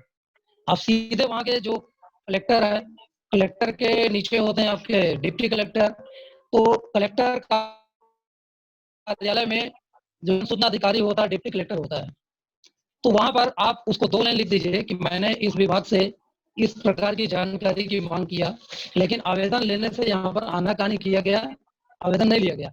इस कारण से मैं आपके मार्फत उक्त जानकारी प्राप्त करना चाहता हूँ, इसलिए आपके समक्ष आवेदन प्रस्तुत कर रहा हूँ। वो आरटीआई आवेदन आप पलट दीजिए इधर, और उसमें धारा आप लगा दीजिए, धारा 6(3) के तहत इस जानकारी को उपलब्ध कराई जाए, संबंधित विभाग को स्थानांतरित कर। ये आप कर देंगे दोस्तों, 100% आपका आवेदन वहां से मार्क होकर के धारा 6(3) के तहत उस अधिकारी के टेबल में चला जाएगा। ये मैं चैलेंज के साथ बोलता हूँ आपको, और उसको रिप्लाई देना पड़ेगा। इसके बाद भी अगर वो 30 डेज अंडर आपको रिप्लाई नहीं करता है, फर्स्ट अपील आप कर दीजिए। फर्स्ट अपील में अगर आपकी फर्स्ट अपील का जो फीस है 50 रुपीज का पोस्टल ऑर्डर लगेगा, या स्टाम्प पेपर, या बैंक का चालान। तो जब हम फर्स्ट अपील करते हैं उसमें 45 डेज तक आपको पेशेंस रखना पड़ेगा, उसका रूल है। 45 दिन के अंदर वो रिप्लाई करेगा।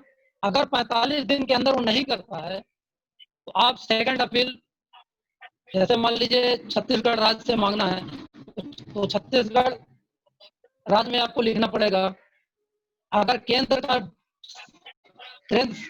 से संबंधित है आपको केंद्र में लिखना पड़ेगा, CIC में। तो उसके बाद वहां क्या होता है, केवल वीडियो कॉन्फ्रेंसिंग के माध्यम से आपकी समस्या का निवारण कराया जाएगा। और यदि वो अधिकारी नहीं देता है जानकारी, उसको फाइन लगेगा। पहले लगता था 250 रुपए पर डे से, अब लगता है 400 रुपए। तो जितना दिन वो विलंब किया होगा संबंधित अधिकारी, उतने दिन का उसके पेमेंट से कटना है। वो पैसा सरकार के खाते में जाएगा, उसका शायद 10% मेरे ख्याल से अपने को मिलता है क्षतिपूर्ति, जो हमने वो किया। लेकिन आपको वहां पर में इसमें बिल्कुल नहीं मानना है, आपको अड़ जाना है कि मुझे जानकारी ही चाहिए, कोई क्षतिपूर्ति की मुझे जरूरत नहीं है। और सर मैं बता रहा हूँ, अवधेश सर थोड़ा ध्यान दीजिए। बताएं बताएं बताएं। हाँ, तो इस प्रकार से होता है। और हमको पहली बात और है कि अपमान को सहने की शक्ति, मैं पहली बार बताया था, वो हमारे अंदर होनी चाहिए। कई लोग अरे RTI लगा देते हैं यार, ऐसा करते हैं वैसा करते हैं, ब्लैक मेलर है, ये बहुत सारी बातें आती है। हमको केयर नहीं करना उधर, हमको अपने काम को देखना है। क्योंकि हाथी चलता है कुत्ता भूखता है। अगर हाथी कुत्ते की तरफ देखे वो रास्ता तय नहीं कर पाएगा, अपनी मंजिल तक नहीं पहुंच पाएगा। ये परफेक्ट दोस्तों। तो अपने को अपने काम को देखना है, तो क्या बोल रहा है उसको बोलने दीजिए, आप अपना काम करिए, उसी से आपकी वहां पे पहचान बनेगी, अधिकारी जानेगा आपको। और एक अहम बात और बता रहा हूँ, जिस विभाग से अपने को कुछ चाहिए उस विभाग का कोई पीड़ित कर्मचारी भी होगा जिससे आप दोस्ती बनाइए, जो वहां की गतिविधि से खपा होगा। ऐसे भी बहुत से रहते हैं जो बेचारे कुछ कर नहीं पाते, नौकरी में दबे हुए वहां पे निचले स्तर के कर्मचारी हैं। तो उस विभाग के निचले स्तर के कर्मचारी, पियून हो, चपरासी हो, जो भी हो, उससे थोड़ा दोस्ती बनाए, और दोस्ती बना के अंदर की खुफिया रिपोर्ट आप प्राप्त कर रहे हैं, वो सारी चीजें आपको मिलती जाएगी वहां पे। या कोई ऐसा लिपिक हो जो पीड़ित हो, तो लिपिक को सारी जानकारी रहती है उस कार्यालय की कि एक्चुअल में यहाँ हो क्या रहा है। तो वो जब पास करेगा तभी आपको खोल करके सारी चीजें। तो ऐसा भी अपने को करना है, ये भी आइडिया आप लोगों को मैं बता रहा हूँ। इस आइडिया से भी बहुत कुछ अपन निकाल सकते हैं वहां से। ठीक बात, काफी सटीकता के साथ आपने और उत्साहवर्धन। मुझे नहीं लगा, देखिए एक RTI कार्यकर्ता जो पिछले मुझे लगता है कि 20 साल से ऊपर के समय से आप कर रहे हैं RTI आप एक्टिविज्म, तो जी आपका मैं अनुभव यही। 2005 से ही इसको चालू किया है। और हम सभी पत्रकार आपका उत्साह देख रहे थे कि कितना आपने कार्य किया है और आपकी बातों में छलक रहा है उत्साह। तो देखिए एक आम नागरिक, मैं बाकी लड़कों को जो नए हैं उनको थोड़ा सा एक दो चीजें याद दिला दूं कि एक आम नागरिक भी इसका इस्तेमाल करता है, तो चलो उसको कम जानकारी होती है, अधिक जानकारी होती है, लेकिन एक पत्रकार के तौर पे ये तो हमारी दूसरी कलम मान लीजिए। एक कलम हमारा पोर्टल है और ये हमारी दूसरी कलम है। तो पवन शुक्ला जी ने भी बोला था कि इसके पीछे पढ़ना चाहिए, तो इसकी तो बारीकियों को समझना हमारी मजबूरी होनी चाहिए अगर ऑथेंटिक पत्रकारिता हम करते हैं तो। और हमारा कोई साबका ऐसा तो है नहीं कि एक डिपार्टमेंट से पढ़ रहा है। पत्रकार के तौर पे हमारा सबका 20 डिपार्टमेंट से पढ़ता है, रोज पढ़ता है, रोज हम जन समस्याओं को उठाते हैं। तो अगर हम इसकी बारीकियों को नहीं समझेंगे तो समझेगा कौन भाई। एक जैसे सुरेश जी ने बोला, किसी की जमीन की बात हो, किसी के साथ कोई पुलिस की बात हो, एक दो घटनाएं होती हैं किसी एक आम नागरिक के साथ, लेकिन एक पत्रकार के तौर पे तो हमें लगता है कि 30 दिन में तो मुझे लगता है कि 8-10 आरटीआई तो हमें लगाना ही लगाना चाहिए। तभी तो हम खबर लिख पाएंगे, तभी हमारी विश्वसनीयता बनेगी, तभी हमारी चीजें होंगी। इसीलिए पत्रकारों को, नए जमाने के पत्रकारों को बहुत बारीकी से समझने की जरूरत है। श्रील दास जी जो कह रहे हैं, कुछ कह रहे हैं श्रील दास जी आप? और जी, मेरा कहना यह है सर कि आरटीआई के माध्यम से जब मैं निकालता हूँ कुछ चीजें, उसके बाद उस समाचार के रूप में भी डालता हूँ उसको, क्योंकि बहुत सारी चीजें मेरे को आरटीआई से ही मिलती। पहले एविडेंस निकालता हूँ, उसके बाद बाय नेम डंके के चोट पे छापता हूँ। मैं छोड़ता नहीं किसी अधिकारी को। आपने देखा भी होगा मेरा आर्टिकल अभी बीच में 3-4 रेलवे का था और जबरदस्त ठोकाई किया मैंने, और उस काम को मैं करा के ही छोड़ा। मेरी एक आदत है, अगर मैं पीछे पड़ गया पूरा जड़ उखाड़ के फेंक देता। आरटीआई के संदर्भ में ये एसोसिएशन भी मुझे लगता है कि ये प्रस्ताव रखना चाहिए गणेश जी, कि अगर कोई मित्र हमारे आरटीआई डालते हैं जन समस्याओं से रिलेटेड, व्यक्तिगत नहीं होना चाहिए बहुत ज्यादा, जन समस्याओं से अगर रिलेटेड होता है उनका आरटीआई या कोई जवाब नहीं मिलता है किसी जगह पे, तो मुझे लगता है कि हमारी एसोसिएशन भी, जो भी लोग जुड़े हुए हैं वो सब सपोर्ट करेंगे, सब उनकी न्यूज डालेंगे, सारी चीजें उनको किया जाए और सब सपोर्ट करेंगे। गणेश जी क्या कहेंगे आप इस पे, इसकी भूमिका पे? गणेश जी जो व्यक्तिगत की बात नहीं है, यहाँ पर क्या होता है कमलेश जी सुनिए, यहाँ पे क्या होता है, कुछ ऐसे अधिकारी आते हैं जो रुस्तम में हिंद बताते हैं अपने को। तो वहां पर में एक पत्रकार क्या होता है, पत्रकारिता की भूमिका क्या होती है, उसका लेवल क्या होता है, वो मैं उन हरामखोरों को याद दिलाता हूँ। यहाँ पे खुल के मैं बोल रहा हूँ। ठीक बात, ठीक है, ठीक है, बेटर, केवल गॉड से डरता हूँ बस। बेटर है। एक प्रश्न आया है सुरेश जी का कि इसको लगाते कैसे हैं, थोड़ा सा श्रील दास जी, सुरेश जी प्रश्न लिखते हैं, लगाने का बता रहा हूँ आपको मैं, थोड़ा शॉर्ट में बताएं कैसे इसको लगाते हैं ऑफलाइन। बिल्कुल बिल्कुल। क्या सर देखिए, अगर स्टेट गवर्नमेंट्स के डिपार्टमेंट अपने को जानकारी लेना है तो 10 रुपए का चालान आपको लगेगा, भारतीय स्टेट बैंक से कटाना पड़ेगा आरटीआई शुल्क, और आपको ये भी वायलेट है, वहां पे पोस्टल ऑर्डर भी वायलेट है, स्टाम्प पेपर भी वायलेट है। ये 3 चीजें वायलेट है वहां पे। अगर आप नगर पालिका से मांगते हैं तो नगर पालिका में भी तीनों चीज वायलेट है। और नगर पालिका में चौथी चीज, एक सुगम तरीका बता रहा हूँ आपको, 10 रुपए का वहीं कैश मेमो काट के दे देगा वो आरटीआई शुल्क का। वहां आपको हड़बड़ाना नहीं पड़ेगा, कहीं जाना नहीं पड़ेगा, वहीं का वहीं काट के दे देगा वो।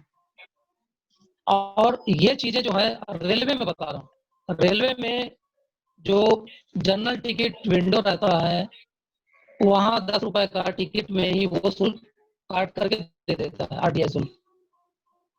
रेलवे में चालान कभी भी यूज नहीं होता, रेलवे एक्सेप्ट नहीं करती है बैंक का चालान। ठीक बात, ठीक बात। ड्राफ्ट चेक ले लेगी, बैंक का ड्राफ्ट चेक, और पोस्टल ऑर्डर लेगी, स्टाम्प पेपर नहीं लेगी। 2 चीज वहां रेलवे में लगेगा, एक आपका पोस्टल ऑर्डर लगेगा और बैंक ड्राफ्ट चेक, ये 2 चीज वहां पे है।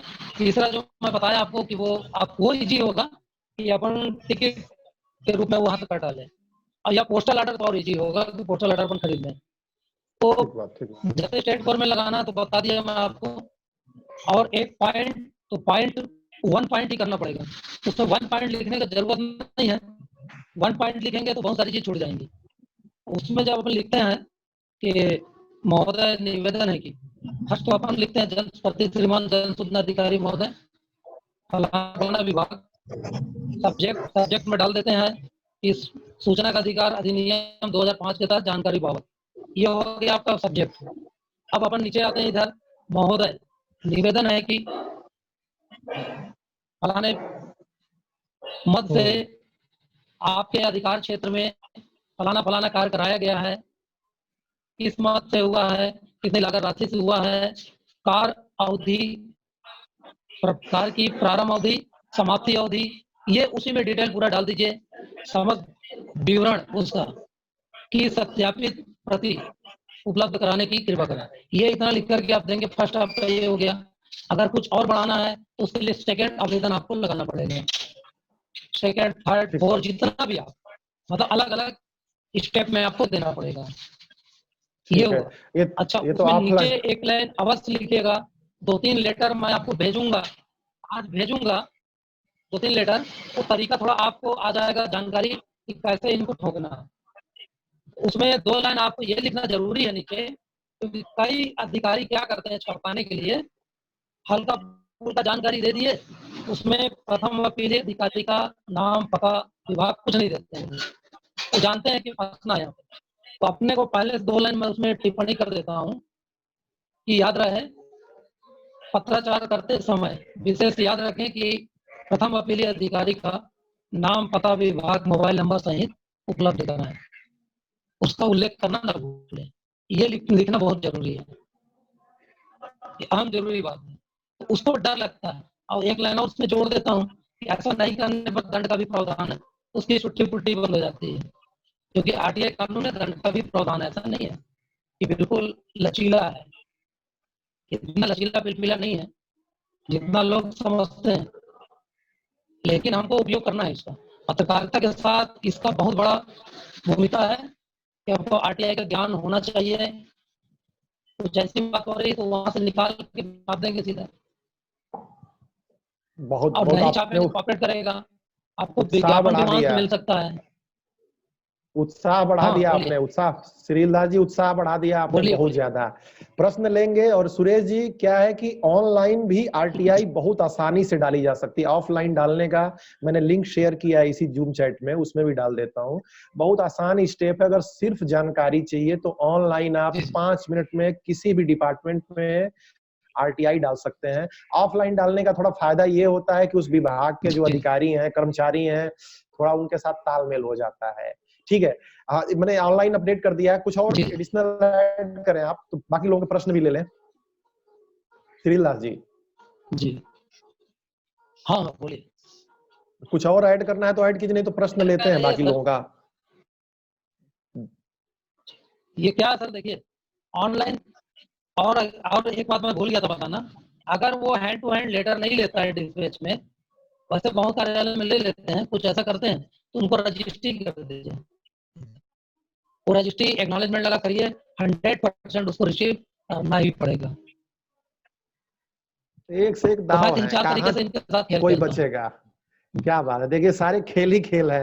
तो देखिए आरटीआई पत्रकारों के तौर पे, खासकर जो न्यूज पोर्टल चला रहे हैं, आप ये समझिए कि ये आपके लिए अमृत है, आपकी साख के लिए। अगर 5 आरटीआई भी आप महीने में लगाते हैं, ऑफलाइन ऑनलाइन, आपकी पैठ तो बनेगी ही बनेगी, प्लस आपके पोर्टल की विश्वसनीयता भी बनेगी। अच्छा, आरटीआई भी लगाते हैं, मुझे लगता है जो 100 लोग पोर्टल चलाते हैं उसमें एक भी बंदा आरटीआई लगा दे तो उसकी विश्वसनीयता बहुत ज्यादा बढ़ जाएगी। तो आरटीआई का आप लोग प्रयोग निश्चित रूप से करें। अब गणेश जी, कुछ आपने हाथ उठाया था, कुछ एडिशनल ऐड करना है, कुछ पूछना है, बताएं। मेरा सबसे पहले तो एक निवेदन है श्रील दास जी से। इन्होंने एक शब्दों का चयन किया है कि अधिकारियों को ठोकते हैं। मेरा विनम्र निवेदन है कि इन शब्दों को आप बदलिए थोड़ा सा। क्या है कि सरलता सहजता से जो शब्द कह दिया जाए, कहावत नहीं है कि जब किसी को छुरी से काटे उसका खून भी निकल जाए और उसको एहसास भी ना हो अच्छा मुझे काटा गया है। तो खैर पत्रकारिता में ऐसे शब्दों का ना, मैं माफी चाहता हूँ आपको किसी प्रकार से अगर ठीक ना लगे उसके लिए, लेकिन ये ठोकना शब्द जो है ना, मुझे लगा कि अनुचित है। और आपने जो यहाँ पे जानकारियां दी आरटीआई के संदर्भ में, ये बहुत ही उचित और बहुत ही संतुलित जानकारी थी। मुझे पूर्ण विश्वास है कि जो भी हमारे नवोदित साथी हैं उनको आपके इन सुझाव से बहुत ही अमृत मिलेगा और अपने जो दिनचर्या है, उनकी जो कार्यशैली है, उसमें बहुत सहयोग मिलेगा। इसके लिए आपको श्रीलदास जी बहुत बहुत साधुवाद। जी नहीं, बहुत सही आपने ऐड किया, जो काम विनम्रता से हो सकता है, बट ये है कि भाई अनुभव है, आदमी जब ठोकर खाता है तो थोड़ा सा कड़ा हो ही जाता है। और श्रील दास जी का अनुभव रहा है, अब जो नहीं मानेगा सीधी उंगली से तो टेढ़ी उंगली तो करनी ही पड़ती है। लेकिन यही है कि भाई नए लोग जो तालमेल बना के चलेंगे, अधिकारियों से पता चलता है कि पत्रकारिता के चक्कर में हम अधिकारियों से उलझ गए तो पत्रकारिता तो हुई नहीं, हमारा उलझन का खेल स्टार्ट हो जाता है। बट विनम्रता से चले, लेकिन उलझने वाली बात नहीं है, उनको मालूम होना चाहिए कि कोई पत्रकार आया है तो कैसे उसका सम्मान करना है। ठीक बात, अपन लोग सर चाटुकार थोड़ी ना, चाटुकार पत्रकार तो है नहीं अपन, नहीं ठीक है, पैर चरण छूने जा रहे हैं भाई ये सबकी कुछ अपना है ऐसे कुछ पत्रकार में भी तत्व ऐसे हैं चाटुकारी करने वाले, उनके चलते आज क्रेज खराब हुआ है। उस क्रेज को मैं बना रहा हूँ पुट्टी पॉलिश लगा करके। ठीक बात नहीं ठीक है। रीजन क्या है कि देखिए, अब आप भाई वरिष्ठ हैं, आप झेल जाएंगे, लेकिन नए बच्चे यहाँ पर मैं इतना सम्मान मिल रहा है अभी, जिस समय जिस तरीके से भाई प्रिंस के सपोर्ट से जो काम हम कर रहे हैं, इसमें इतना अच्छा क्रेज बना हुआ है, आईजी साहब वहां से लाइक करते हैं। भाई हमारे श्रील दास जी बहुत बिल्कुल देते हैं, परफेक्ट हाकड़ पत्रकार हैं, लेकिन ये है कि नए बच्चे हैं, इस स्टंट को अकेले ट्राई ना करें, इसमें खतरा है, ठीक है। नहीं, तो देख रेख में तो देखिए, पुराना जो खिलाड़ी वो कुएं में जब चलाता है वो, मैं सर पे कफन बांध के निकला हूँ, सर पे कफन बांध के निकला हूँ भाई। आपकी जानकारी वास्तव में बहुत उपयोगी है, नीली छतरी वाले से आपकी जानकारी वास्तव में बहुत उपयोगी है। छोटे भाइयों का हमेशा मदद करूंगा, मेरे लाइक कोई भी जरूरत पड़ेगी, अगर कहीं पे इनको नहीं लगा पा रहे हैं मेरे को बताएंगे तो मैं यहाँ से चिट्ठी भेज दूंगा। नहीं पत्रकारिता में आपका जो है, मुझे लगता है आरटीआई में खासकर आपका अनुभव अतुलनीय है। लेकिन नए बच्चों को वही है कि नए बच्चों को विनम्रता से, गणेश जी की बातों से बिल्कुल सहमत है, नए बच्चों को विनम्रता से अगर काम निकल जाए तो अच्छी बात है, फिर धीरे धीरे अनुभव सिखाता है। लेकिन जो मूल चीज है कि पत्रकारिता के लिए आरटीआई को आप विशिष्ट रूप से समझें, खासकर नए लड़के जो है डिजिटल मीडिया के, और उसका प्रयोग जरूर करें। और कोई मित्र, पवन जी कुछ कहना चाहेंगे आप जानकारी पे, दी गई जानकारी पे? पवन जी नहीं, एक्चुअली देखिए, वो बात अभी उन्होंने जो गणेश जी ने उठाया है वो बात 100% सत्य है। और पत्रकार की मर्यादा ही, जरूरी नहीं कि हम किसी भी अधिकारी के साथ उलझ के बात करें। और मिथिलेश जी मैं बता दूं, 98 से मैं हूं पत्रकारिता में, और गोरखपुर पूरा बिहार में रहा हूं। बिहार में शायद ही कोई ऐसा बड़ा मतलब प्रखंड बचा हो जहां पर मैं रहा ना हूं। और 2004 के लोकसभा चुनाव में छपरा में एक इतिहास रहा है, ठीक है। लालू यादव के खिलाफ खबर छापने का मेरा एक अपना इतिहास रहा है, और उसी इतिहास की देन थी कि छपरा का चुनाव कैंसिल हो गया और लालू यादव मधेपुरा से चुनाव जीत गए, और दुर्भाग्य से वो रेल मंत्री बन गए। फिर बाद में मैनेजमेंट की शिकायत उन्होंने किया, मुझे वहां से तुरंत हटा दिया गया। तो ये सारी चीजें बहुत है। और मैं एक चीज बता दूं आपको, मुझे 22 साल हो गए, आज तक कभी हमने आई कार्ड अपनी जेब में नहीं रखा, और किसी अधिकारी की इतनी हिम्मत नहीं कि मुझसे कभी बोल दे कि पवन जी आप अपना आई कार्ड दिखाइए। तो ये इसकी सबसे बड़ी बात यह है कि शब्दों की मर्यादा जो होती है ना, आप किसी भी अधिकारी की बात के, मेरे बड़े अच्छे मित्र हैं। अभी तो मैं गैर हिंदी भाषी क्षेत्र में बंगाल में हूँ, बावजूद इसके यहाँ तमाम बहुत अच्छे मेरे मित्र हैं, और मैक्सिमम IAS IPS जितने हैं सब यूपी बिहार वाले ही हैं, नो डाउट, चाहे जो भी है। तमाम IG मेरे मित्र हैं, कमिश्नर मेरे मित्र हैं, DM तमाम मेरे अच्छे मित्रों में आते हैं। तो और मेरी एक छोटी सी राय है, जो लोग पत्रकारिता सीख रहे हैं या नए पत्रकार हैं, RTI के लिए आप अपना एक साइड लाइन रखिए। अगर जो आप खुद RTI में घुस जाएंगे तो आप पत्रकारिता क्या करेंगे? आप तो सिर्फ RTI के ही चक्कर में रह जाएंगे। ये अलग बात है कि अगर जो सिर्फ खाली RTI से हमको खबर लेनी है, वो बात अलग है, मेरा अपना मानना है। और जब तक आप किसी ऐसे अपने खास व्यक्ति को RTI के लिए रखिए जो RTI मारे, आप उसके साथ जाइए, नो डाउट, लेकिन दिमाग अपना मत लगाइए उधर। अपना दिमाग लगाएंगे तो आप खबर नहीं लिख पाएंगे। और किसी भी पत्रकार की पहचान उसकी खबर होती है, एक चीज ये फैक्ट है, चाहे कितना हो बड़ा पत्रकार हो चाहे छोटा पत्रकार हो, पत्रकार की पहचान उसकी खबर है। आज मैं बंगाल में हूँ, 2007 में मैं यहाँ ट्रांसफर होके आया था दरभंगा से, और 2007 से लेके अब तक हूँ। बीच में हमने 15 से लेके अभी मान के चलिए 20 तक हमने पत्रकारिता से थोड़ा दूर हो गए थे, मतलब हट गए थे छोड़ के।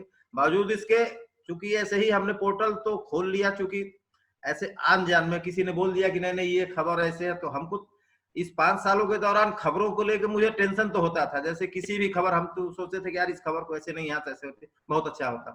तो ये सारी चीजें 5 साल तक मेरे मन में तो रही। लेकिन जो जहां तक रही आरटीआई की बात, और भाई जी चूंकि ऐसा है कि देखिए शब्दों की बात अपने अपने जगह की अलग अलग शब्द होते हैं। अब जैसे आप यूपी के कानपुर में चले जाइए तो वहां की भाषा आपको समझ में नहीं आएगी, वो बेटा बाप को गाली देता, बाप बेटा को गाली देता है। गोरखपुर में चले जाइए तो वहां दूसरी भाषा प्रयोग होती है, माधर चोद बहन चोद। तो वो जो भाई जी ने बोला है कि ठोकने वाली बात, तो वो एक उनका परफेक्ट लैंग्वेज होगा वहां का, उसको हम लोग अन्यथा न, लेकिन हाँ एक चीज जरूर है कि शब्दों की मर्यादा का पालन जरूर होना चाहिए, चाहे कोई भी पत्रकार हो कहीं से भी हो, शब्दों की मर्यादा होनी चाहिए ताकि। और मुझे लगता है कि इस देश में एक तरह से मान के चलिए कि 75% जो IAS IPS है वो हिंदी भाषी ही है मैक्सिमम। क्या मिथिलेश जी? ना बिल्कुल सत्य है। तो इस चीज को एक बार ये, तो आप अगर जो हिंदी भाषा क्षेत्र से पत्रकारिता करते हैं, पोर्टल चलाते हैं, पुराने पत्रकार हैं चाहे जो भी हो, उसकी बात नहीं है, वो थोड़ा सा सब अपने अच्छे रखें तो ज्यादा बेटर है, क्योंकि हर अधिकारी आपकी बात समझता है। और अगर जो साउथ का भी कोई अधिकारी आपके क्षेत्र में IAS बन के आता है तो सबसे पहले उसको आपकी भाषा की ट्रेनिंग दी जाती है कि अगर जो साउथ का आदमी कोई हिंदी भाषी यूपी में आता है चाहे बिहार में आता है तो उसको सबसे पहले उस भाषा की ट्रेनिंग दी जाती है, भाई तुम ये भाषा पढ़ लो, तुम्हें यहाँ जरूरत पड़ेगी। कोई हिंदी भाषी बंगाल में आता है तो उसको इतना बढ़िया बंगला सिखाया जाता है कि बंगाली फेल हो जाता है। तो चीजें ये नहीं है कि मतलब जैसे मान लीजिए कि हम बातें, अब ये हमको नहीं लगता है कि उन्होंने जो कहा है वो किसी अधिकारी से ऐसे बात करते होंगे, छत्तीसगढ़ से है, लेकिन ये है कि चूंकि आपस में बात हो रही तो उन्होंने बोल दिया कि ठोक दिया जाए। तो नहीं, उनका अभिप्राय श्रील दास जी का बड़ा स्पष्ट अभिप्राय था कि भाई देखिए ये सच्चाई है कि पित्त पत्रकारिता भी एक सत्य है और पत्रकारिता की धार कुंद हो जाती है अगर हम बहुत ज्यादा समझौतावादी हो जाते हैं। तो भीतर से मजबूत रहना है, ऊपर से हमें तो कोई बात नहीं, ऊपर से विनम्र रहना है। तो उनका अभिप्राय ये था कि भाई समझौतावादी न बने, डरे नहीं, और नए पत्रकारों में यह हिम्मत का गुण जो है, और इसके लिए मुझे लगता है श्रील दास जी बधाई के पात्र हैं, क्योंकि उत्साह नहीं रहेगा, हिम्मत नहीं रहेगी तो पत्रकारिता क्या करेंगे फिर? तो हम वही है कि वही वाली वर्ड है कि भाई दलाली, मतलब एक वर्ड यूज होता है पत्रकारिता के लिए, बहुत ज्यादा प्रेस्टिट्यूज वर्ड यूज होता है, तो ये तो ब्लैकमेलिंग वर्ड यूज होता है। तो ये भाई अपनी डिग्निटी भी मेंटेन करनी है। सत्य है ना, ये सत्य है, पत्रकारिता में दलाल और लोग हैं इसमें भाई। कहीं तब श्रील दास जी का वर्ड यहाँ ये बड़ा इंपॉर्टेंट है कि भाई थोड़ा मजबूत रहना है भीतर से, ऐसा नहीं कि जो है उस चीज को भाई हल्के हो जाओगे तो किसी अधिकारी ने, ऐसे लोग बहुत हैं। और हाँ चलिए बात खत्म हो तो एक बात मैं ये कहना चाहूंगा कि जितने लोग आपके साथ जुड़े हैं, अब ये तो एक RTI की बात हो गई, जितने लोग आपके साथ जुड़े हैं जैसे जहां से भी हों, वो कृपया खबरों के बारे में थोड़ा सा डिस्कस ये करें कि आपकी खबर हमारे यहाँ छपने लायक है तो आप हमको दे सकते हैं, आपके यहाँ छपने लायक है तो मैं आपको दे सकता हूँ। इस पे थोड़ा मिथिलेश जी कभी डिस्कस कीजिए एक बार, तो ज्यादा बेटर होगा सारे ये न्यूज पोर्टल के लिए। क्या होता है कि अलग अलग मुद्दों पे हम लोग चर्चा करते हैं, और क्या होता है कि जैसे एक दिन मान लीजिए हम लोग 8-10 मित्र, 15 मित्र या अधिक मित्र इकट्ठा हुए और सारे मुद्दों को हम एक साथ चर्चा करेंगे तो पता चलता है कुछ भी नहीं हो पाया। तो हर सप्ताह सिर्फ एक विषय रहता है, और इसका मतलब ये नहीं है कि वही एक विषय पत्रकारिता है। जैसे कि कई सारे विषय पहले चर्चा किए गए हैं, न्यूज पोर्टल से कमाई कैसे करें, न्यूज पोर्टल का कंटेंट कैसा हो, लीगलिटी क्या है, RTI क्या है, तो अलग अलग विषयों पे हर हफ्ते चर्चा होती है, तो थोड़ा सा इन डेप्थ चर्चा हो जाती है किसी एक विषय पे। तो अगले सप्ताह हम रख सकते हैं कि भाई इस चीज पे क्या, किस प्रकार से आपस में शेयरिंग की जाए न्यूज की, या जो आप, मैंने आपको एक सुझाव दिया है, इस पे चर्चा करने की बात मैंने नहीं की है, एक सुझाव दिया है। ना हो सकता है बिल्कुल चर्चा। हाँ गणेश जी कुछ कह रहे हैं आप? गणेश जी मैं पवन जी की बातों से सहमति जता रहा हूँ कि जिस प्रकार पोर्टल के अपने पत्रकार है, जो कोई भी साथी पत्रकार हो, वो साइड से अपनी टीम के किसी व्यक्ति को नियुक्त कर दे RTI के लिए, तो ज्यादा बेहतर होगा, क्योंकि फिर आपका ध्यान जो है ना उधर बटेगा नहीं। RTI एक ऐसा माध्यम है कि जब आप RTI में, तो जो पत्र लगा रहे हैं, RTI लगा रहे हैं, उसका जवाब क्या रहा है उसमें उलझ के रह जाएंगे। तो पर्टिकुलर एक व्यक्ति को इस काम के लिए लगा देना चाहिए, और RTI से संबंधित जो भी खबर है उस पर ध्यान दे तो ज्यादा बेहतर होगा। मैं इनकी इस बातों से बड़ा सहमति जता रहा हूँ। बहुत अच्छा सुझाव दिया है इन्होंने। कि आरटीआई बहुत जरूरी है, लेकिन एक अपने व्यक्ति को उसके लिए लगे। देखिए रीजन क्या है कि अभी जो खासकर जो लोग पोर्टल चला रहे हैं बेचारे वन मैन आर्मी है, और वन मैन आर्मी होने के कारण वो अपना खर्चा निकालें, बहुत सारी बेसिक समस्याएं होती हैं किस प्रकार से करें। रीजन क्या है कि हम एक दिन में 4, 5, 10 खबरें लिखते अगर हैं। संभव हो तो हाँ, नहीं ठीक है, अच्छी बात है। स्पेशलिस्ट अगर हमारा डिपार्टमेंट बड़ा है तो रहना चाहिए गणेश जी, और पवन जी ने रखा ही। लेकिन व्यवस्था क्या है कि अधिकतर जो लोग पोर्टल चलाते हैं उसमें 99% लोग वन मैन आर्मी है। उनको विज्ञापन भी उन्हीं को लाना है, खबर भी उन्हीं को लिखनी है, विश्वसनीयता भी उन्हीं को करनी है, इंटरव्यू भी उन्हीं को लेना है। तो देखिए बेसिक जानकारी अगर कोई खबर आ गई हमारे सामने, आरटीआई देखिए क्या है, पत्रकारिता का एक पार्ट है। आरटीआई कोई अलग से चिड़िया नहीं है। अगर हम किसी जन सरोकार से जुड़ी हुई खबर को लिख रहे हैं गणेश जी, और उसमें हमें घोटाले की बू आ रही है, हमें उस पर कुछ बाइट्स लेना है, नहीं मिल रहा है, तो आरटीआई क्या करता है, हमारी खबरों को पूर्ण करता है। आरटीआई कोई अलग से चीज नहीं है। अगर मान लीजिए कि किसी जगह पर कोई खबर वायरल हो गई कि भाई ये सड़क घोटाला, अभी लौंगी भुइयां का बिहार में एक खबर आई थी कि नहर खोद दिया। अब वहां पे क्या है कि बहुत सारी पत्रकारिता हुई, लेकिन नहर खुदी की नहीं, प्रशासन क्या सोचता है, ये जानकारी तो आरटीआई से निकलेगी। तो बिना आरटीआई के आपकी विभागीय पत्रकारिता पूरी नहीं होती है। मेरा बड़ा स्पष्ट मानना है कि अगर आप किसी डिपार्टमेंट से खबर लिखते हैं और आरटीआई की आपको समझ नहीं है, तो आप उन खबरों को कैसे पूर्ण कर पाएंगे। फिर वो कॉपी पेस्ट हो जाएंगी, फिर वो जनरल खबरें हो जाएंगी, एसी रूम में बैठ के खबर लिखने वाली बात हो जाएगी।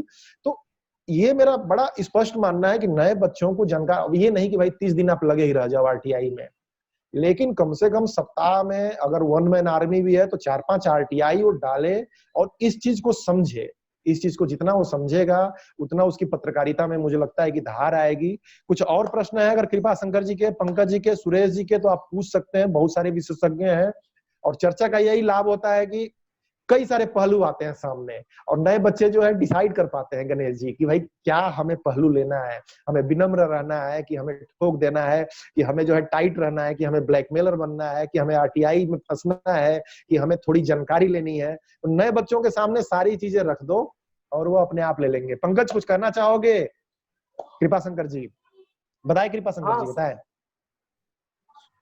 हाँ सर, कहना चाह रहे थे कि जैसे काफी अनुभवी बड़े भाई लोग बैठे हुए हैं, तो इसे मैं जानना चाहता था जैसे लगी तो क्या तो आरटीआई दायर किया जाता है तो अपने से व्यक्तिगत किसी पोर्टल, डायरेक्ट अगर कोई पोर्टल दायर करता है तब बेटर होगा कि किसी और व्यक्ति के द्वारा दायर, मतलब कि अपनी पहचान भी बनी रहे और तो सूचना भी हमें मिल जाए, तो क्या बेटर क्या रहेगा, या हम जानना चाहते हैं किसी अन्य व्यक्ति के द्वारा दायर करवाना या खुद।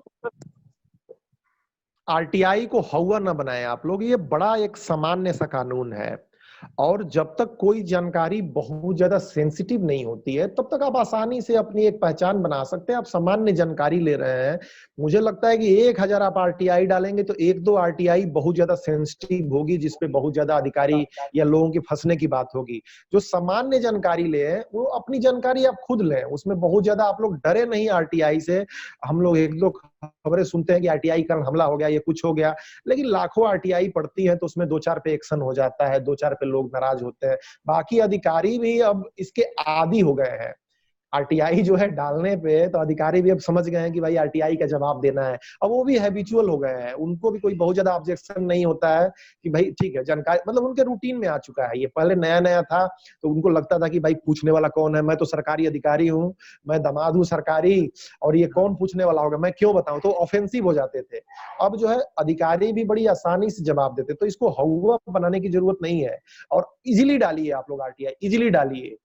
जब तक कोई बहुत ज्यादा समस्या नहीं आती है, सेंसिटिव नहीं हो जाता, तो अपने से डालिए, कोई परेशानी वाली बात नहीं है इसमें, जो मेरा अनुभव कहता है। कुछ कहेंगे श्रील दास जी आप इस पे? डरने की जरूरत है क्या आरटीआई डालने से, हर आरटीआई डालने से? श्रील दास जी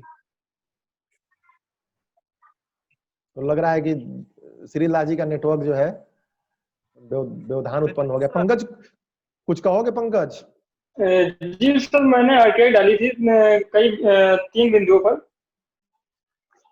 हाँ, तो उसमें मुझे जानकारी दी गई थी कि उत्तर प्रदेश सूचना का अधिकार नियमावली 2016 के सुसंगत प्राविधानों के कारण 4(2) के 5 में उल्लेखित किया गया है कि इतनी विस्तृत सूचना नहीं देनी चाहिए। तो देखिए संकलन में पंकज थोड़ा सा रोकूंगा क्योंकि मात्र 2 मिनट है। मैं मेहमानों का मैं आभार प्रकट कर देता हूं और आप ग्रुप में डाल दीजिए। ग्रुप में अगर कोई भी प्रश्न होता है तो चर्चा कीजिए और एक विषय पे जो चर्चा हो रही है, क्योंकि मात्र 1-2 मिनट बचे हुए हैं। सभी मित्रों का आभार प्रकट करना है। गणेश जी एक बार सबका करें। श्रील दास जी तो निकल गए लग रहा है पहले ही। उनका विशेष रूप से आभार प्रकट करें। बहुत अच्छी जानकारी दी उन्होंने, उत्साह बढ़ाया है। और पत्रकारिता आरटीआई के बिना आज के समय में पूरी नहीं हो सकती किसी हालत में। जिस तरह से लोकतंत्र पूरा नहीं हो सकता प्रेस के बिना आरटीआई के पत्रकारिता को पूरा करना असंभव है, क्योंकि जहां से आपको जानकारी लेनी है वो जानकारी मिलेगी ही नहीं, आप क्या कर लोगे। तो समझना जरूरी है किसी पत्रकार को। गणेश जी सभी अतिथियों का आभार प्रकट करें और आगे की योजनाओं पर थोड़ा दृष्टि डाल के समाप्त करें प्लीज। आज के इस महत्वपूर्ण परिचर्चा में, जो कि एक महत्वपूर्ण था खासकर पत्रकारों के लिए, इस चर्चा में सभी साथी अपना समय निकाल करके मौजूद रहे और सभी ने अपने अपने अनुभव साझा किया। मैं उसके लिए सभी लोगों का तहे दिल से धन्यवाद करता हूं। और दूसरा विनम्र निवेदन भी करना चाहूंगा कि इस कड़ी को नियमित बनाए रखने के लिए प्रत्येक सप्ताह कम से कम आधा घंटा का समय जरूर निकालें। हमारी पूरी 24 घंटे की दिनचर्या में हम आपसे सिर्फ आधा घंटा 40 मिनट मांग रहे हैं, क्योंकि एक जो चर्चा परिचर्चा है जब होगी, एक दूसरे से वार्तालाप होगी तो सार्थकता सामने नजर आएगी। तो मेरा विनम्र निवेदन है पुनः सभी साथियों से कि रविवार को जो हमारी साप्ताहिक जूम मीटिंग होती है उस पर अपनी उपस्थिति जरूर दर्ज करवाएं और अपनी जो राय है वो जरूर रखें, ताकि हम इस पे जो इसका निराकरण है वो कर सके, अपने एक्सपर्ट से अनुभव लेकर के सभी के साथ साझा कर सके। बहुत बहुत धन्यवाद सभी साथियों। सभी साथियों को धन्यवाद। श्रील दास जी जुड़ भी गए हैं, बहुत बहुत धन्यवाद आपका। पवन जी भी जुड़े हैं, कृपा शंकर जी पुराने मित्र हैं, नए मित्रों में सुरेश जी, पंकज जी, सभी लोग जुड़े। सभी मित्रों का बहुत बहुत धन्यवाद। गणेश भाई बहुत अच्छी चर्चा रही आज की और उम्मीद करते हैं कि, लेकिन अगली बार से कोई 1 मिनट भी लेट आने ना आए, 11 बजे आ जाए करे आप लोग। 40 मिनट पर्याप्त है। उनके यहाँ चंदन पक्का है। श्रील दास जी में जुर्माना है इस बात का लिए। बहुत बहुत धन्यवाद। संघ की भाषा में चंदन का अर्थ होता है, बहुत सारे मित्र जानते होंगे, जो साथी लेट आए उनके घर सभी लोगों को पहुंच जाना चाहिए भोजन के लिए। ठीक है, ये जुर्माना बड़ा सही जुर्माना है। चलिए बहुत बहुत धन्यवाद आप लोगों का, बहुत बहुत धन्यवाद। सादर जी पवन भाई, सबका नाम और कहाँ से है वो एक बार डलवा दीजिएगा। देखिए मैं लगातार जो नए मित्र जुड़ते हैं मैं उनसे मैं अपेक्षा करता हूं कि अपनी डिटेल डालें और पुराने मित्र भी थोड़ा सक्रिय हो।